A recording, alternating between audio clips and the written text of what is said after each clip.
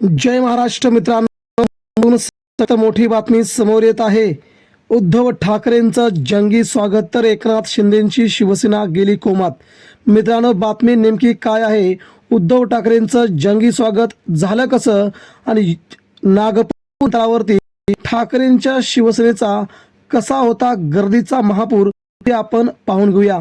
मित्रांनो, उद्धव ठाकरे यांनी काल मुंबईवरून नागपूरला गेले त्यावेळेस नागपूर या विमानतळावरती उद्धव ठाकरेंचं जंगी स्वागत करण्यात आले आणि या जंगी स्वागताला हजारोंची गर्दी जमली होती आणि ही गर्दी बघून मित्रांनो सत्ताधारी पक्षांना मात्र घाम फुटला होता। याचं एकमेव कारण म्हणजे ठाकरेंची शिवसेना जेवढी आपण पुढे जाल तेवढे शिवसैनिक आगीमोहळासारखं बाहेर समोर येतील, हे पुन्हा एकदा निष्पन्न झालंय। नेमकी बातमी काय आहे मित्रांनो? आज उद्धव बाळासाहेब ठाकरे पक्षाचे शिवसेना मुख्य नेते असणारे उद्धव ठाकरे यांनी महाराष्ट्र दौरा करायला सुरुवात केली आहे। ज्या 6 गजरांनी आपल्या शिवसेनेच्या विरोधात बंड केलं, गद्दारी केली, त्यांच्या विरोधात त्यांच्याच गावामध्ये जाऊन आपण नवीन आक्रमकता दाखवण्यासाठी उद्धव ठाकरेंचा हा दौरा खूप महत्त्वाचा होता।